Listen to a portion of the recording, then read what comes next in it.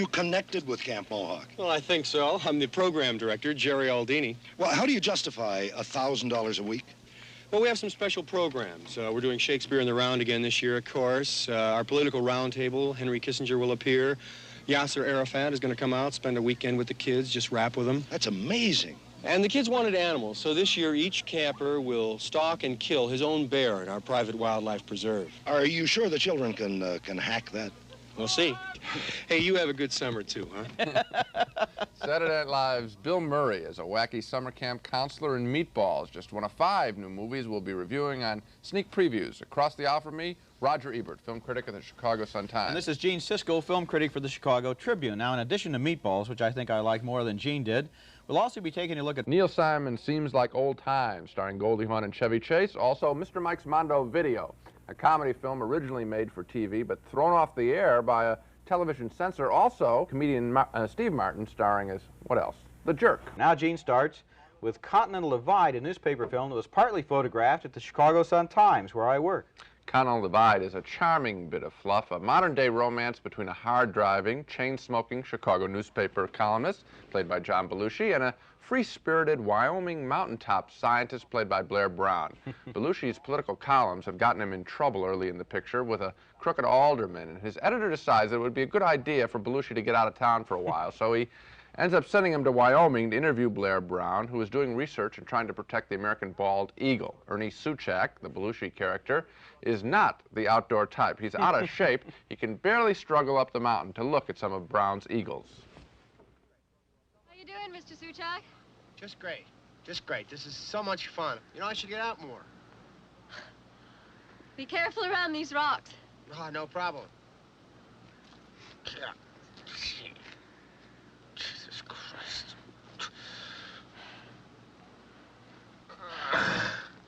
Do you want to rest for a bit? No, not me. I'm fine. I can go all day. I'd like to get this broad in a bowling alley. When I was up here last spring, they had 2 eaglets, Bruno and Sarah. I just hope Sarah didn't murder her brother. They do that? To get his food. Really? The young female is dominant. Whoa! It's nature's way. It's all very nice up on the mountaintop. Belushi and Brown fall in love, but eventually Belushi has to return to Chicago to start writing his political column again. Brown comes to Chicago, and this time it's his turn to show her his home. He has a cynical affection for the big city. To live in Chicago, you have to learn that you only survive by understanding your opponent, Dr. Reporter. First, you have to remember the number, 911. That's the police. Now, the line will be busy because the rest of Chicago is trying to survive just like you are. Hi, Fiddle. Second, never touch anyone on the street. They'll think you need help, and they'll kill you. And for God's sakes, never smile at anyone. They'll think you're gay, in which case don't call 911. They'll book you for an obscene phone call. The film is much better, I think, in its romantic and comedy scenes on the mountaintop than in its city scenes, which are really nothing special. The main pleasure, though, is Belushi's teddy bear-like charm. He's genuinely appealing in Continental Divide. It's one of his most restrained film performances. Another reason why the film works, I think, is that Belushi and Blair Brown are very likable as a couple. We're interested in how they're going to work out their cross-country two-career relationship. So it's a very nice film, and I mean that as a compliment. I think nice is a real nice word to apply to this film. I also picked up on the chemistry between John Belushi and Blair Brown, who are both sort of unconventional, and yet they have that movie star charisma that we remember from Tracy and Hepburn, and of course this movie has been compared to the movies that Tracy and Hepburn made 30 years ago. Kind of a tough, combative relationship, the woman who's not going to just want to be a homemaker and the guy who has never been in love before, and they're both kind of feeling their way. I really liked the chemistry, and the movie was warm. It was kind of fuzzy and funny, and I enjoyed it. Yeah, I think it's nice to have a picture sometimes just work on that level. It's pleasant. It's not attempting to be anything particularly great, but it does achieve a friendly quality. It's a nice place to spend a couple hours. Since they shot part of it at the Chicago Sun-Times, I suppose I should address the question of whether this is an accurate portrait of a Sun-Times columnist. And I mean, here's a guy who walks with a beautiful girl at the side of Lake Michigan with the towers of the city behind him at dusk. I thought it was right on target. Well, that's my life, yeah. Okay. And This is summer, of course. Summer is a time when kids don't have much to do, and so they go to the movies. And that'd be great, except that a lot of the movies they go to are pretty violent and gruesome, especially for younger kids, say around junior high school age. One of this summer's biggest box office hits, though, is Meatballs, which is a movie aimed squarely at younger teenagers. I think it's pretty much on target for that audience. It stars Bill Murray from TV's Saturday Night Live as a senior counselor at a wacky summer camp where Murray spends most of his time trying to make out with another counselor. Okay. An air conditioner just doesn't get up and walk away. Any idea where it might be, Tripper? I have no idea. Maybe it was stolen, Morty. Of course it was stolen. But I'm gonna find it. Will you two go over the schedules, please? Okay, ready? Monday, Wednesday, and Friday, 2 to 4 p.m., junior boys and junior girls. Tuesday and Thursday, 2 to 4 p.m., junior boys. Thursday and Friday, 4 to 5. Roxanne. What? I have to tell you this as a friend. I can see right down your blouse. See everything, too. Tripper, is there something seriously wrong with you? Roxanne, I have what doctors call very active glands. You're the only person I've told. My folks don't even know. Well, maybe you can have surgery without them knowing. Oh, heck with surgery. Let's wrestle. I know, let's not, okay, Tripper? No. Tripper! Your atomic skull crusher. Oh! Let's not do this, okay, Tripper? Let's just stop right now, all right? Okay? Stand up!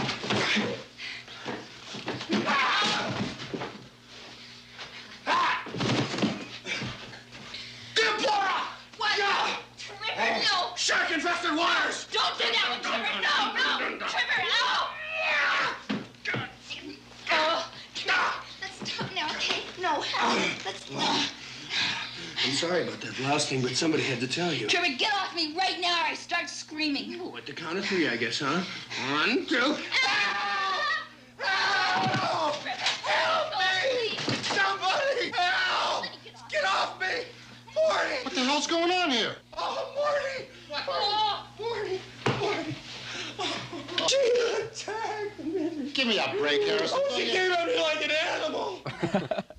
That was Kate Lynch there attacking the helpless Bill Murray.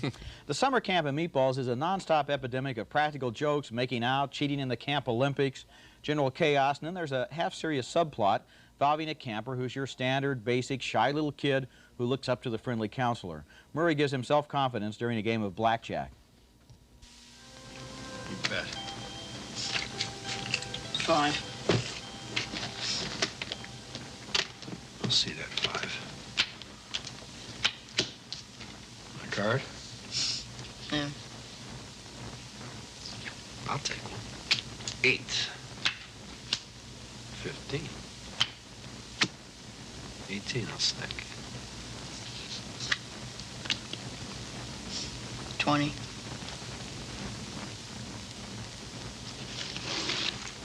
Shark! Playing some sort of system, aren't you? Watching the cards, marking the cards.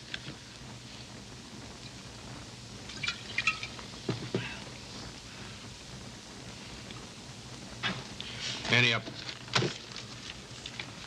What do you do in the off-season? Go to school. 20. 20? What are you, some sort of madman? Is that what they teach in that school of yours? 20? I'll see your 20. Hope you walk out of here with nothing. I think I like history the most. It's fun to imagine that I'm in some other time, in a different place. Shut up and look at your cards. Blackjack.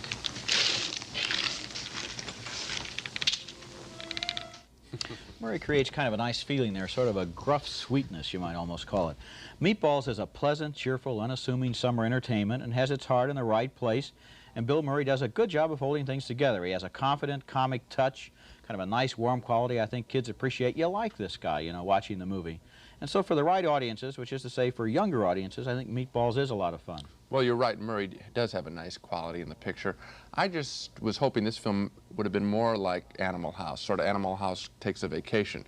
I expected sort of a rougher, more lusty kind of comedy. And this film doesn't have that. So if you're going to see Animal House, this isn't the picture that they've made. It's a lighter piece, and that's my disagreement. Okay, fine. It's not Animal House, but it's doing a lot of business. It's one of the biggest hits this summer because kids are telling each other about it. And when you get word of mouth like that, it must indicate in some way that they like what they see. So I think for younger kids, once again, I'll say, this is a good movie. It's better than the Disney features, at least. Yeah, it's better than watching some dragon fly around on Saturday afternoon. Okay, I've got a much less successful comedy. This one's Neil Simon Seems Like Old Times, a screwball comedy with Goldie Hawn caught between the antics of her two husbands. Her former husband, Chevy Chase, has been kidnapped and forced to help some thieves rob a bank. And her current husband, Charles Grodin, has just been nominated by the governor of California to be Attorney General of the state. Now, naturally, Chevy Chase, wanted for robbery, decided to hide out in Goldie Hawn's house, causing all sorts of embarrassing problems for her and Grodin, especially on the night of her big dinner party at which the governor is the guest of honor. Would you all excuse me for a moment? Would you all excuse me for a moment? Would you all excuse me for a moment? Peculiar time to go to the John. Ira, he came here to give himself up. The man sleeps under my bed, drives my car, wears my tuxedo. I just want to meet him. Hold her right there. You're under arrest. Police are on their way. Didn't like the chicken, huh? Nick, this is Ira, my husband. Ira? Nick. Oh, of course. We'd met before. You and Glenda were in the bed above me. Yes, I know. Are you crazy? Are you out of your mind? Who's going to serve the coffee now? I think you've unraveled, Glenda. I think your spool is unwinding. Let's just get through the dinner. We'll worry about him later. Chester, take care of him.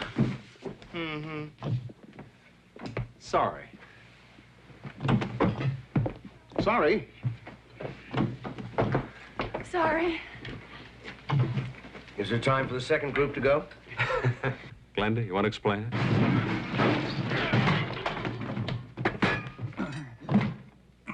You rang, madam?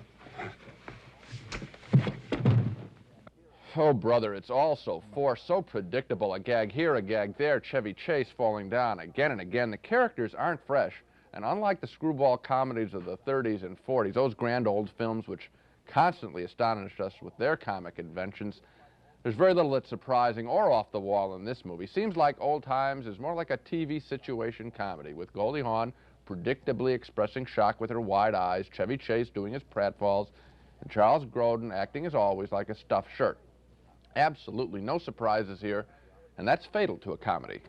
Once again, we're in agreement. I was really disappointed by this film, and by this whole Christmas season, with a few exceptions. Yeah. You get these movies that come in, they have the great title, the Neil Simon over the title, the great cast. Yeah. You think this could be funny. You walk in, there are a couple of laughs, you're all set up, and then it's just the machine turning out the jokes. The characters, they're all pre-programmed, you know exactly what the permutations are. Yeah. It's very boring, very I think your use of the word machine is a good one, and the machine, I'm afraid, is Neil Simon. Frankly, I think Neil Simon's in serious trouble.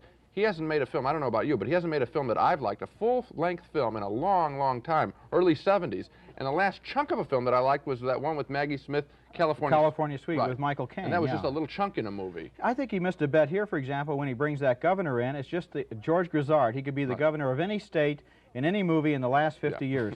Why not go for the obvious joke? They're in California, bring in a Jerry Brown type, have him be kind of hip, you know, and he's wondering what's going on in the kitchen. That could have been a little funnier, but no, this is all so predictable. That's the word. You just sit there and you're amazed that there are no surprises. Well, I'm afraid the show is not going to go uphill from here. Steve Martin has become one of the most popular comedians of the 1970s, but without my support, I just don't think he's funny. Still, I have my hopes for Martin's movie debut and a new comedy called The Jerk. I thought maybe the movie wouldn't depend entirely on Martin's rather shallow comic personality. To say I was disappointed is an understatement. The Jerk is a flat, dumb, and tasteless movie in which calling Steve Martin's character a jerk is almost an act of kindness. Martin plays the adopted son of a black sharecropper. He hits the road seeking fame and fortune. He gets rich with a new design for eyeglasses, and then he louses everything up because he's such a jerk. Here's a scene from early in the movie after Martin has left his home in the South and meets the beautiful Bernadette Peters.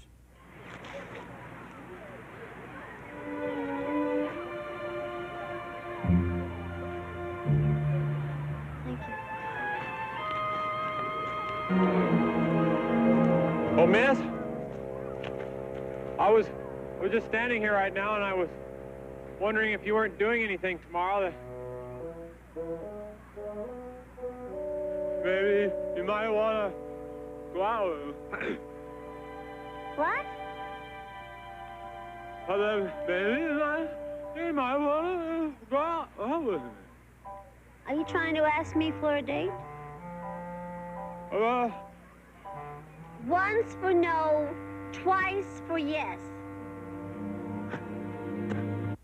Kind of a tired old gag. I think I've seen that before several times. Some of that shtick seems to be left over from the days of silent comedy. And it might work better as silent comedy, where it would look more like slapstick and less like mugging. Martin seems willing to do almost anything for a laugh, and every scene in the movie wants us to laugh for the same reason as the last one, because Martin's such a goofball. Well, that gets old fast. This next scene, for example, starts with a nice moment in the bathtub, but its ending is just plain embarrassing. Honey, guess what? I wrote a song for you this morning. I'm picking out a thermos for you. And maybe a barometer, too. And what else can I buy so on me you'll rely? Honey, there's a question I've been wanting to pop, but I've been afraid you'd say no. But this seems like the right time and place, so here goes. Honey, will you marry me? Yahoo! Come on, let's seal it with a kiss. Get in the tub with me. Not you. Where's Marie? What letter?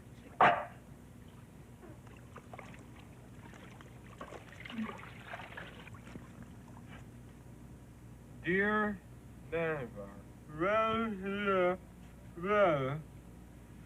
server forward to tell Radner to be Radner. Marie! Marie!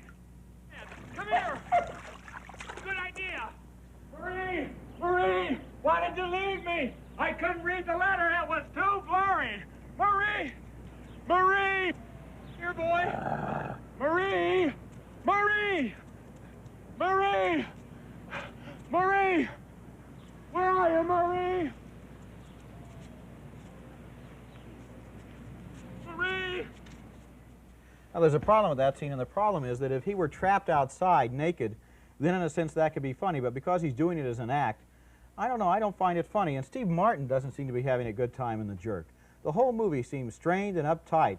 What should be zany turns out to be simply nervous. He makes us uncomfortable. Martin's personality wore me out, and eventually it crossed the thin line from being wild and crazy to being repetitive and tiresome. I think I know what you're saying with that scene.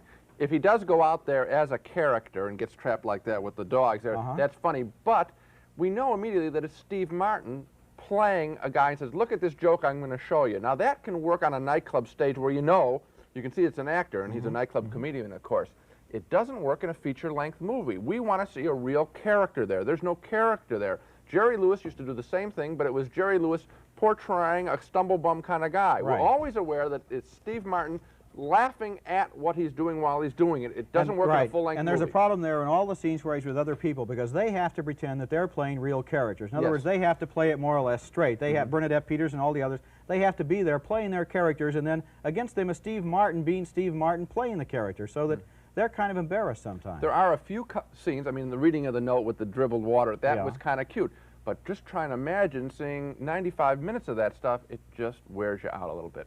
Now, a couple of months ago, NBC TV decided not to run a television comedy show called Mr. Mike's Mondo Video, written and directed by Saturday Night Live comedy writer Michael O'Donoghue. The NBC censor said the show was in bad taste, and O'Donoghue responded by taking it into movie theaters. Something too hot to handle for TV always sounds promising, but Mr. Mike's Mondo Video turns out to be a demented washout. A series of dumb, unfunny sketches that make the whole film seem long, even though it runs only 1 hour. The film is a series of fake documentaries about weird things going on in the world. In one typical bit, we're taken to a swimming school for cats. Amsterdam, or as the Dutch call it, City of Cats and Canals. A dangerous combination, and yet, miraculously, there hasn't been a cat drowning in over 300 years. Incredible, you say? Let's stop in at Europe's oldest cat swimming school and talk to instructor Hans Hooten. 1, 2, and breathe. 1, 2, and breathe. Keep the toes and the tail pointed. Claws in. And don't be afraid to get those whiskers wet. You do it when you drink milk. Okay, here we go.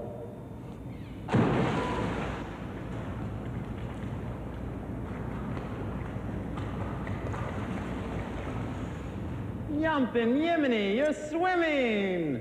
Now remember that flutter kick. Moments like this make it all worthwhile. When I can take a student who's scared of the water, help him conquer his fear, and give him a sense of pride and self-confidence, well, you can see it. It carries over into other areas of their lives. I don't know, that's a funny idea maybe for a little while, but not when it goes on that long.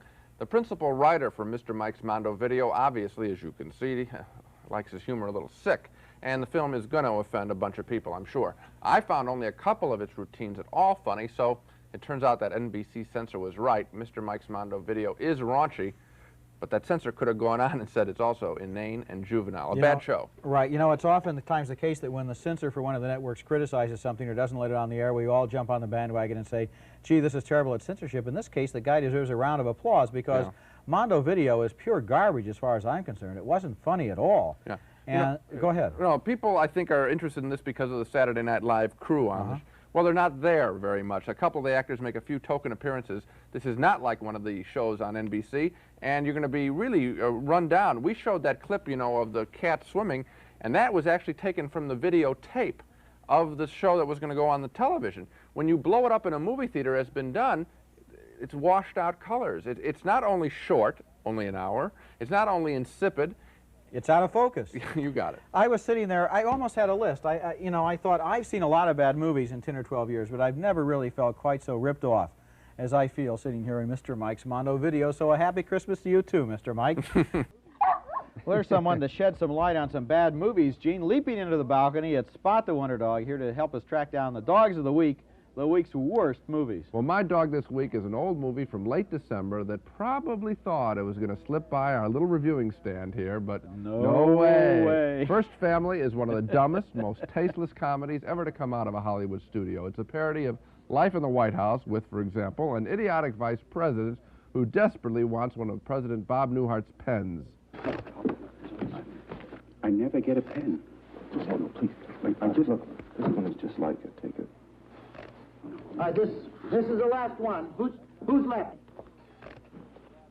That's not funny, and neither is the scene where Gilda Radner, playing the first daughter, makes love to an African fertility god. You know, given the characters that have been performing in the White House for the last couple of decades, you'd think it would be very easy to make a comedy about presidential life and politics, but First Family couldn't even do that. A dismal film. I agree. It was just awful. My dog this week is a so-called comedy named Summer Camp about a group of aging adolescents with IQs of about -17. They spend the summer throwing pillows, pies, and themselves at each other, and the movie sounds like a rip-off of Meatballs.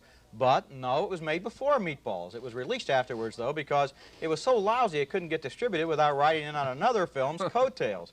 So Summer Camp is technically about as bad as a movie can be and still be called a movie, and the actors seem about as talented as losers on a game show. But thanks to Meatballs, Summer Camp does set at least one record. It's the first rip-off that was ever made before the original. Horrible. Now, so much for the dogs. Now to recap our reaction to the main movies on this show. We agree on Continental Divide, the romantic comedy starring John Belushi and Blair Brown. It's rated PG. We thought it was warm and funny. We both recommend you see it. That's why there's a yes after both of our names. Both Roger and I agree on The Jerk. Steve Martin's brand of humor really doesn't last for 94 minutes. It's only sporadically funny. We give the film 2 no's. We can't recommend you see The Jerk, which is rated R. Seems Like Old Times is the new Neil Simon comedy with Goldie Hawn and Chevy Chase. We both thought it was a tired old rip-off of classic screwball comedies. Had 1 or 2 funny bits, but that's all, so 2 no's for that one. And 2 very strong no's for Mr. Mike's Mondo video, the R-rated pseudo-documentary. It was banned by NBC for good reason. It's lousy and mean-spirited, and we split on Meatballs, the comedy about summer camp. I thought it was good fun for younger teenagers, but Gene said, no, send this movie to camp. Well, that's it for this show. Next time on Sneak Previews, we'll take a look at 5 more movies, including Real Life, a satire on documentary filmmaking, Neighbors, starring John Belushi and Dan Aykroyd, Where the Buffalo Roam, with Bill Murray as the maverick journalist Hunter S. Thompson, and Pennies from Heaven, the new musical extravaganza with Steve Martin and Bernadette Peters. Until next time, we'll see you at the movies.